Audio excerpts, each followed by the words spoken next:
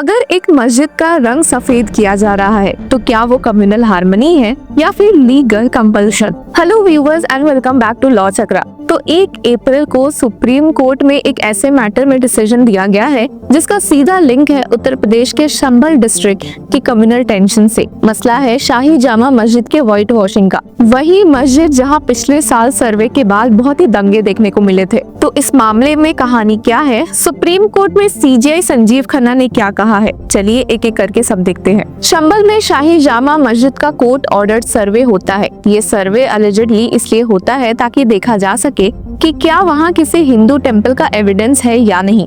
पर सर्वे के बाद ही टेंशंस एक्सप्लोड हो चुके थे। कम्युनल राइट्स में कई लोगों की जान जाती है, कई पुलिस ऑफिसर्स इंजर्ड होते हैं और रीजन पूरी तरह से हीट अप हो जाता है। इसी बैकड्रॉप में इलाहाबाद हाईकोर्ट में जस्टिस रोहित रंजन अग्रवाल ने एक ऑर्डर पास किया जिसमें एएसआई को व्हाइट वॉशिंग करने का बोला गया है सफाई और रिस्टोरेशन के लिए, और इसका खर्चा मस्जिद कमेटी को भरना होगा। हाईकोर्ट ने अपने डिटेल्ड ऑर्डर में काफी कुछ स्पेसिफाई किया। सिर्फ व्हाइट वॉशिंग अलाउड है, पेंटिंग नहीं।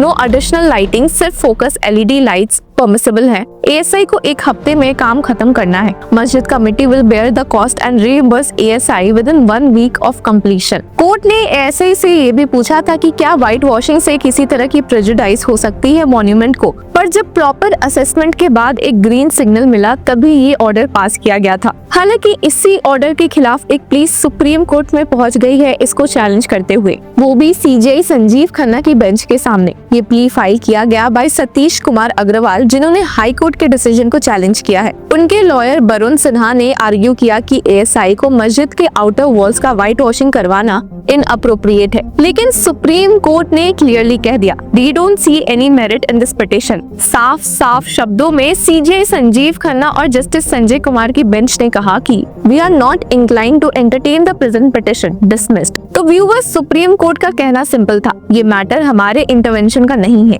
और हाई कोर्ट का मैंडेट लीगली साउंड लग रहा है, at least in terms of procedural fairness. अब सवाल यहाँ पर कई सारे खड़े हुए हैं कि क्या ये व्हाइट वॉशिंग एक रिस्टोरेशन है या एक सिंबॉलिक क्लेंजिंग, क्योंकि जहाँ एक तरफ मस्जिद की हिस्टोरिक नेग्लेक्ट का रेफरेंस दिया गया जहाँ धूल मिट्टी ने स्ट्रक्चर को डल कर दिया था, वहीं दूसरी तरफ इसका टाइमिंग और कंटेक्स्ट भी काफी सेंसिटिव है। पिछले राइट्स, कोर्ट सर्वे और नाउ एएसआई की एंट्री, ये सब मिलकर कम्युनल मिसट्रस्ट को ट्रिगर कर सकते हैं। जामा मस्जिद संभल एक प्रोटेक्टेड मॉन्यूमेंट है एएसआई के अंडर, और ऐसे केसेस में एएसआई का काम होता है सिर्फ कंजर्वेशन, ना कि कोई रिलीजियस डिस्प्यूट सॉल्व करना। पर आजकल एएसआई का रोल काफी कंट्रोवर्शियल हो गया है, चाहे वो ज्ञान वापी का सर्वे हो, भोजशाला केस हो या ये संभल मैटर ही क्यों ना। जब भी एएसआई कोर्ट्स के कहने पर रिलीजियस साइट्स का इंस्पेक्शन या मॉडिफिकेशन करता है तो सेक्युलरिज्म के बैलेंस पे सवाल उठने लगते हैं, लेकिन जब पूरा कंटेक्स्ट कम्युनल राइट्स, सर्वे डिस्प्यूट्स और रिलीजियस टेंशंस का हो तब एक सिंपल व्हाइट वॉशिंग भी पॉलिटिकल सिंबल बन जाती है।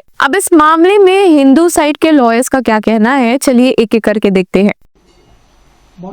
ढांचे को विवादित ढांचा बताया गया जामा मस्जिद वाले मामले में, तो क्या कहेंगे इसको लेकर आप? देखिए, नई प्रक्रिया है।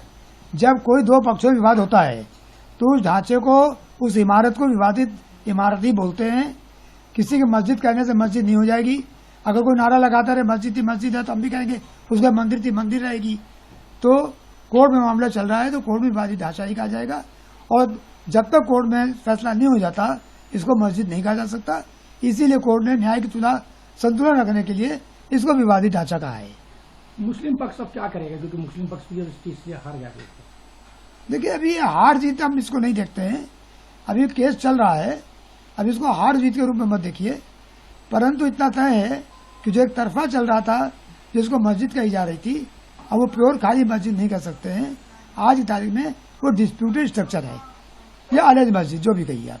तो इस पर रंगाई पुताई के साथ साथ गंदगी की भी बात की गई है। देखिए, गंदगी की सफाई हो, ऐसा ही सफाई कर रहा है कोर्ट के आदेश से, उसमें किसी को दिक्कत नहीं है।